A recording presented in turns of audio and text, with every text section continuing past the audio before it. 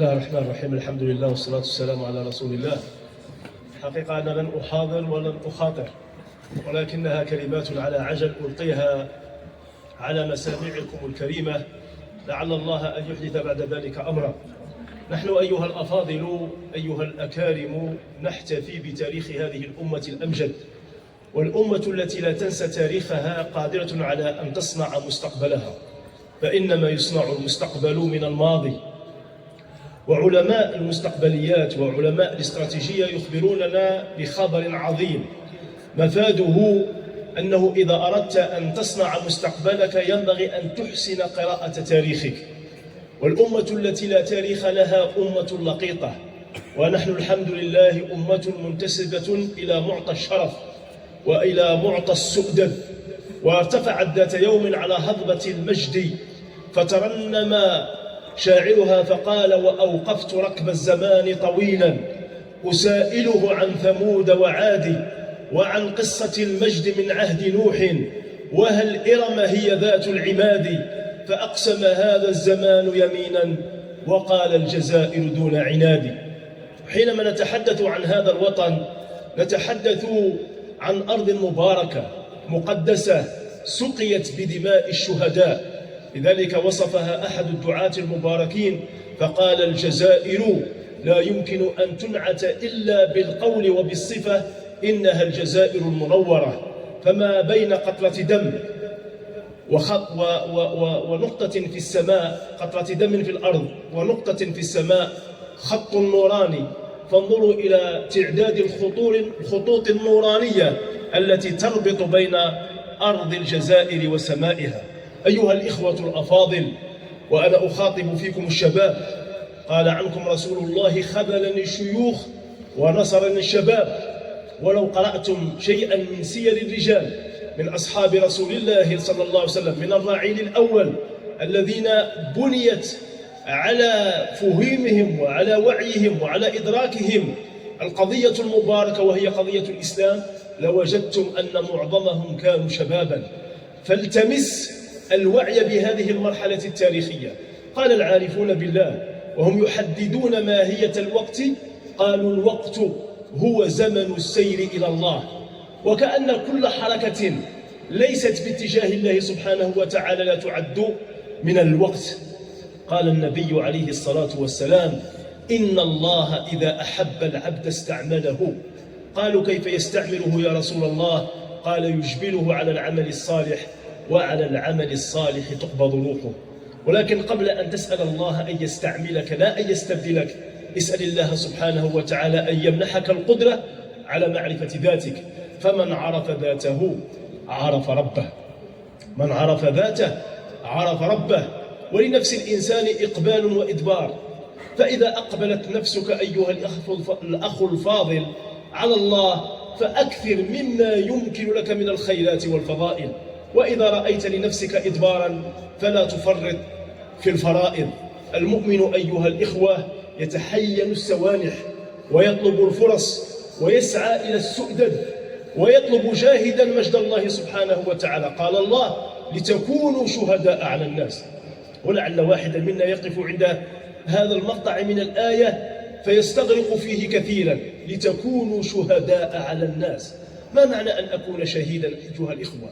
أنا لا أشهد على الناس إلا بالحق، وأفضل ما يمكن أن أحققه من معطى الشهود على الخلق بالحق أن أتحقق من جمالية الحق في نفسي. وهذا الذي ينقصنا كثيرا أيها الإخوة، أن تتمثل الإسلام في نفسك منهجا عمليا. ومن جملة ما ينبغي أن تستوعبه في هذا الزمن الصعب، في هذه اللحظة التاريخية الحرجة، في هذه الانعطافة التاريخية، حيث يتدفق التاريخ في جغرافية الأمة وتسعى الأمة لأن تعيد مجدها من جديد، ينبغي أن تستوعب أن الله إنما خلقك لغاية. الله خلقك لغاية. وصف الله هذه الأمة ونعتها بأنها أمة الخيرية. قال: كنتم خير أمة أخرجت للناس. تسائل نفسك: كيف أتمثل هذه الخيرية في نفسي؟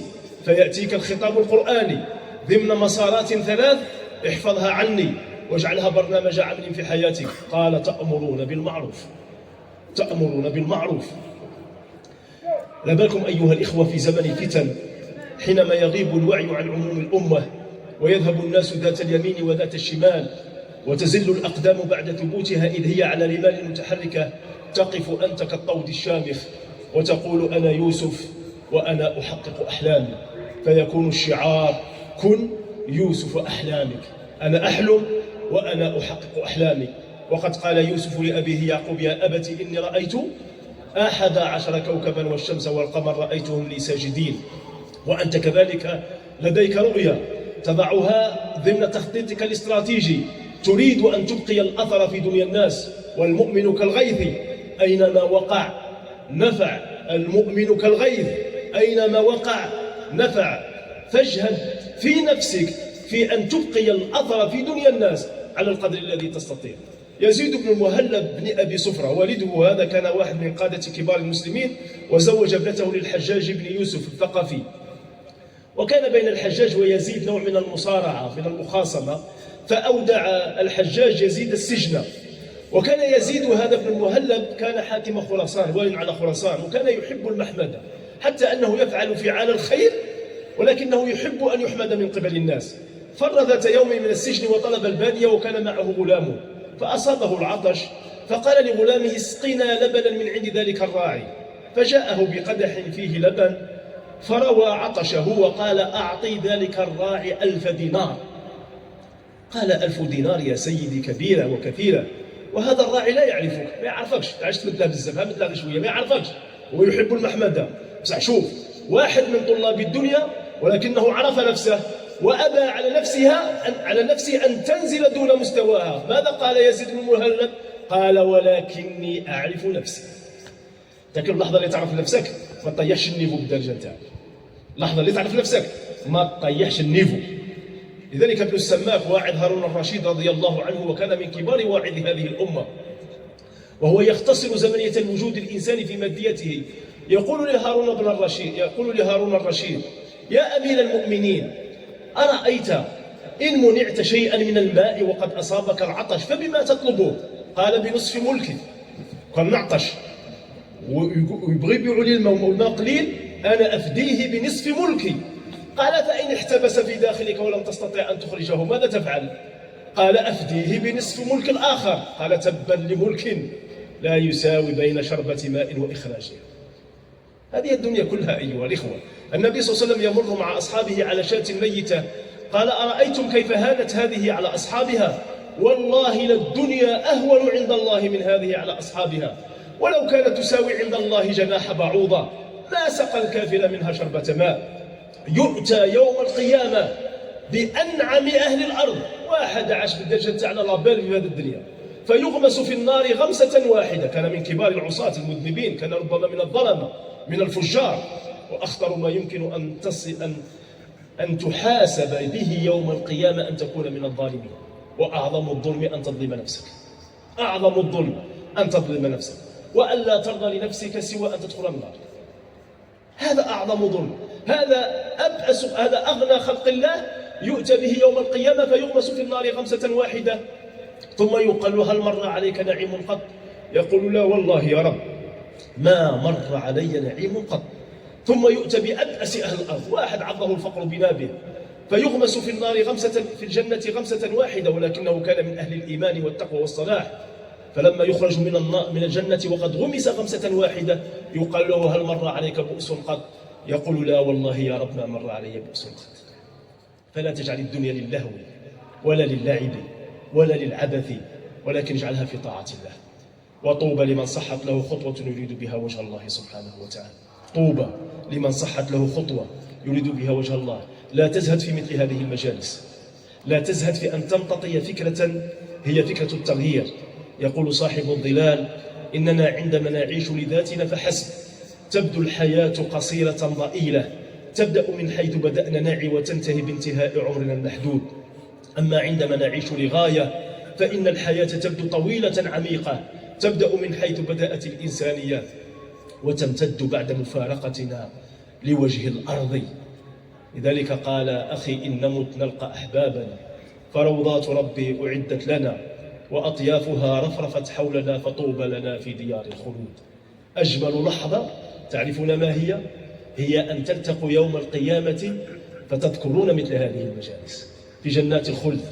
وضع في حسابك أن أهل الجنة إذ هم ينعمون في الجنة لا يأسفون وهم في الجنة إلا على شيء واحد، ولعلك تسأل ما هو أنهم مرت في دنياهم ساعة زمن لم يذكروا الله فيه. هذا مجلس ذكر أيها الإخوة فلا تزهدوا فيه، أنت لا تدري ما الذي يخلصك يوم القيامة. ابتسامتك في وجه أخيك صدقة. جاء في الأثر إن الله أخفى ثلاثا في ثلاث: أخفى رضاه في طاعته فلا تحقرن من المعروف شيئا، وأخفى سخطه في معصيته فلا تحقرن من الذنوب شيئا، وجعل وليه بين خلقه. جعل وليه بين خلقه. لذلك نحن نبسط بساط الحب للناس جميعا، ونحن إنما نقاتل الناس بالحب. قال الإمام المقدس الإمام المؤسس حسن البنا قدس الله روحه الطاهرة، قال: كونوا مع الناس كالحجر، كالشجر يرمونه بالحجر فيرميهم بأطيب الثمر. دعوة الإسلام هي دعوة حب، دعوة الإسلام هي دعوة سلام. اختصر الله مشهدية محمد في إقامة الدعوة، قال: وما أرسلناك إلا رحمة للعالمين. فكونوا عنوان الرحمة وكونوا عنوان الرأفة، فإن الرفق ما دخل في شيء إلا زانه، وإن العنف ما دخل في شيء إلا شانه. واحفظ عني ما قاله مولانا عبد العزيز الديريني، قال: أعماركم تمضي بسوف وربما، لا تغنمون سوى عسى ولعلما، هم المتسوف كالتعلق بالسما، أيامكم تمضي عجالا إنما أعماركم سفر من الأسفار. نحن في سفر قاصدون الله والدار الآخرة. لذلك قال سادتنا: الملتفت لا يصل، فاحذر أن تلتفت فيضيع منك الطريق، يضيع منك السبيل، تضيع منك الوجهة، يضيع منك الاتجاه. أنت تريد مرضاة الله ليس إلا، أنت تريد مرضاة الله، ففتش في داخلك عن الشيء الذي يوصلك إلى الله. لذلك قال مولانا ابن عطاء الله: غفلتك عن وجود ذكره أشد من غفلتك في وجود ذكره. فربما نقلك من ذكر مع وجود غفلة إلى ذكر مع وجود يقظة، ومن ذكر مع وجود يقظة إلى ذكر مع وجود حضور، ومن ذكر مع وجود حضور إلى ذكر مع غيبة عما سوى المذكور. قل الله ثم ذرهم في خوضهم يلعبون. المجاهدون الأفذاذ الأبطال الأشاوس الذين حرروا هذه الأرض المباركة وأخذوا العهد مع الله سبحانه وتعالى أن يظلوا أوفياء لقضايا هذه الأمة، فورثها جيل عن جيل، فإذا بأبناء الجزائر يعلنون ولاءهم لفلسطين ويعلنون ولاءهم للقضية. ولا تهدأ ولا تهنأ نفس جزائري حر حتى يرى الأرض المقدسة وقد تحررت. قال النبي: وخير الرباط يومئذ رباط عسقلان. وكان تخرج علماء الأمة في هذا الحديث على معنيين: المعنى الأول أن الأمة ستصل إلى عسقلان وسيكون الرباط يومئذ هناك، ليكون الفتح بعد ذلك لبيت المقدس حيث السلام العالمي. والقراءة الثانية وهي قراءة أيضا نافعة ورافعة ودافعة وشافعة أن غزة تعد من جغرافية عسقلان كما كان يرى علماؤنا ذات زمن. فاشتغلوا على الفكرة أيها الإخوة، اشتغلوا على القضية، اشتغلوا على المشروع. اجعلوا فكرتكم هادية كالشمس وضحاها، هادفة كالقمر إذا تلاها، هادئة كالنهار إذا جلاها. كونوا أهل خير، كونوا أهل فضل، واجعلوا التفاؤل منهجكم في الحياة، فلا تيأسوا، إذ ليس اليأس من أخلاق المسلمين. وحقائق اليوم أحلام الأمس، وأحلام اليوم حقائق الغد. ولا يزال في العمر بقية، ولا يزال الخير في أمتنا قائما إلى يوم القيامة. والضعيف لا يظل ضعيفا طيلة حياته، والقوي لا تدوم قوته أبد الآبدين. ونريد أن نمن على الذين استضعفوا في الأرض فنجعلهم أئمة ونجعلهم الوارثين. نسأل الله أن يجعلنا من الذين يرثون الأرض المباركة، وأن يجعلنا من الذين يرثون جنات الخلد. لا يكفي الوقت لأن أفصل الحديث كثيرا. هذه لحظات للمتعة الإيمانية وللفرح السماوي.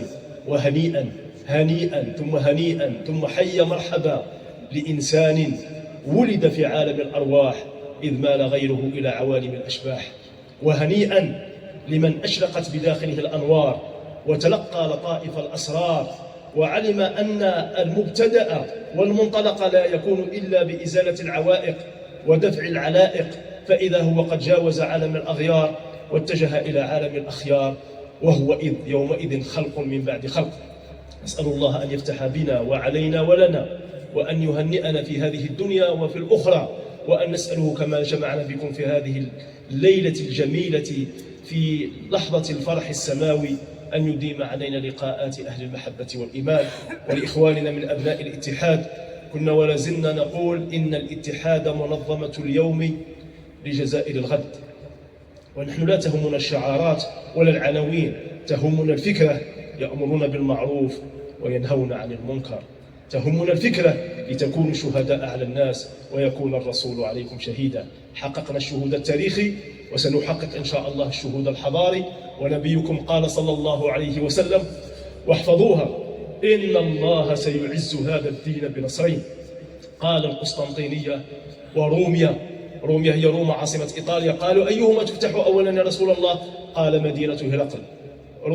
مدينة هرقل هي القسطنطينية اسطنبول التي فتحها محمد الفاتح. وتعلمون قصته أيها الأشاوس، لم يجاوز 21 من عمره وقد تاقت نفسه إلى الفتح، فأكرمه الله بالفتح إذ كان لا يزال صغيرا. خط شيخه وأستاذه ومربيه على صفحة قلبه خط النصر. خط النصر. قال: يا محمد، لقد قال رسول الله عن تلك المدينة وجعله يراها بعينيه إذ الأسوار دونها. قال: خلف تلك الأسوار توجد مدينة قال عنها رسول الله: لتفتحن القسطنطينية، فنعم الجيش جيشها ونعم الأمير ذلك الأمير، وإني لأخالك يا محمد ذلك الفاتح. وكان ذلك الفاتح. فتح الله بكم وعليكم. ولكن كما قلتها في أكثر من درس في الأيام الخوالي، قلت: من أراد أن يحوز لقب الفاتح فليبدأ بفتح أسوار نفسه. فمن انتصر في معركة النفس انتصر في معارك الوجود. جزاكم الله كل خير، وفتح الله لكم وبكم ولإخواننا في هذه الفرقة. له منا كل الحب وكل السلام. المجد لغزة، إذ لا يزال الطريق مزدحما بين غزة والجنة. لا يزال الطريق مزدحما بين غزة والجنة. والسلام لفلسطين وللقدس، ولعل الله أن يكرمنا فنموت شهداء على أعتاب بيت المقدس، وما ذلك على ربنا بعزيز. فمن لم يجاهد ولم يحدث نفسه بالجهاد مات ميتة جاهلية. اللهم أكرمنا بما أكرمت به أولياءك. وصلى الله وسلم على سيدنا محمد وعلى آله وصحبه، وآخر دعوانا أن الحمد لله رب العالمين.